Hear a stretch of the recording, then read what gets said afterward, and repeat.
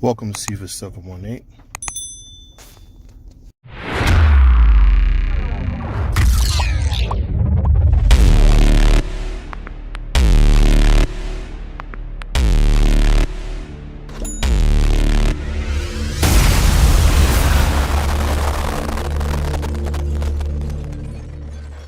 Okay guys, welcome back to the channel. I recently got my hands on a new Fire TV 4K Max device. Now, this is the device right here, and I'm going to show you a few things. So far, the developer options wasn't there, so in order to get that, you have to go to the About, and then when you get to the Fire TV 4K Max section, click it several times, and then it'll make you a developer. Then you come back out, go to developer options, and then you turn it on. Now, one by one, you will have to allow the unknown apps to be installed. But so far we can see, there's a few things here that's different. Of course, the storage is the number one thing. As you can see, I have 11.67 gigs of 12.98 gigs available, and this is how it is out the box. I didn't even install anything yet, so that's good. That's definitely a good increase. Besides that, everything else seems smooth. As you can see, there is, let me give you guys a picture of the remote control. There is a new quick button option for the remote control. So I brought the picture here. Right there, this controller came with a new quick button for DirecTV, and that's pretty cool for those who have the DirecTV and they want to launch it right on startup. You can do that with this new device, so that's cool. That's one feature that I thought was needed.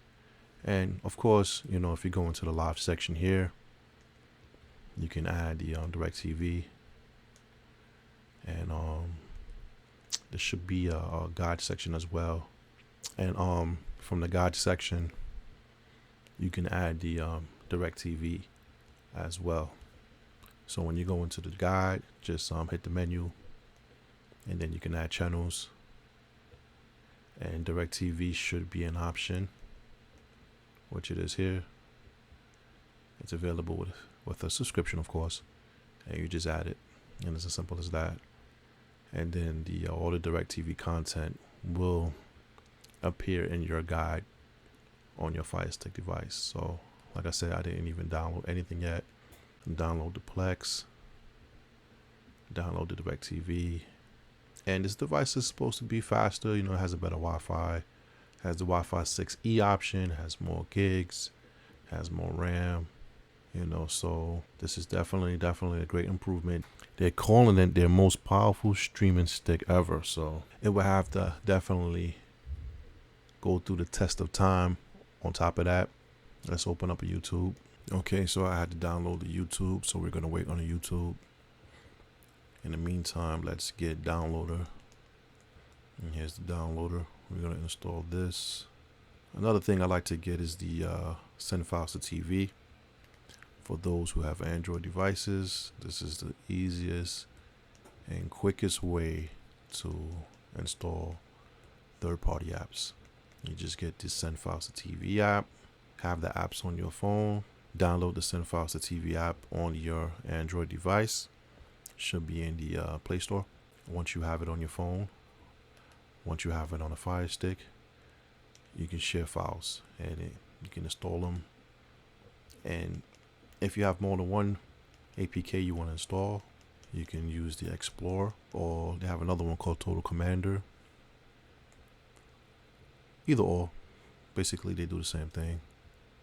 And you install this, so you can, when you have your APKs on your device, you can install multiple APKs because you will have the files available there. Okay, so after you install the downloader, we're gonna head over to the website called unlink.link. Yeah, make sure you put unlink with the ED unlinked.link. Okay, then once the site loads, you're gonna scroll down and you're gonna download the either the direct APK or just the Android APK. You can just click Android. It's gonna start downloading immediately. Hit install. And this is how you install the unlinked.link. Once you have it, you can Google plenty of stores out there available for different access to different APKs. You can use mine. Join my Telegram group. It's in my group. My store code, my library, my pen, all that's there. And this is how it looks. Enter the store. It's a few things here. You can just download it. This is the Andriod Boost. It's basically a dev squig. It's just a custom decal on it. That's all. We can use this application to delete old APKs and check the speed on the device. So we gotta accept the permission for this for unlinked. So let's come back out and let's do that process again to install it. And now I'm going to launch the Andriod Boost. And even though we don't have anything on this device, we're going to clean it anyway. It doesn't look like the dev squig is compatible with this device. It's crashing. I even uninstalled the custom one and downloaded the original one, and every time I select start boost, it crashes. So this is a new device, so we gotta test each APK, each application separately. I do feel like the Fire Stick is lagging. You know, this is supposed to be their best, but to me it's lagging a lot. Let's do a speed test. Let's see if the dev squig will allow us to do a speed test and see what pops up. Okay, so the test is running, and this is supposed to be the Wi-Fi 6E, and on all my other devices I'm seeing over 400.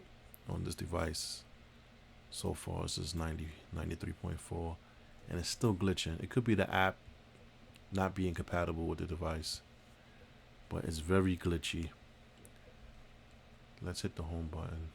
Everything is lagging.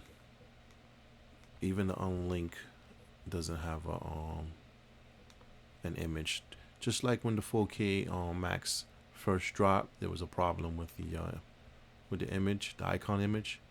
It looks like this is having that same issue, and that's the unlinked. There's no picture. We did shortcuts and created our own pictures at one point. I don't know if you guys know about that. We created our own shortcut for the app and created our own icon for it and moved it forward. That's what we used to do until they fixed it. But they did eventually fix it. But it looks like with this new device, the icons are having issues as well. I'm gonna download more third-party apps to see if it's all of them or it's just some of them. But YouTube should have it installed by now. So let's open up YouTube. So I'm going to select the 4K video, select stats for nerds, and let's see what's happening here. Okay, as you can see, it's playing 1920 by 1080. 3 dropped already. Let's see if we get any more drops.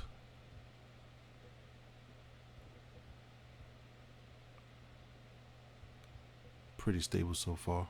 You guys probably won't be able to see the clarity of the 4K because this is a stream. I'm streaming a stream basically to record it. Okay, so so far only 3 dropped. That's not bad at all.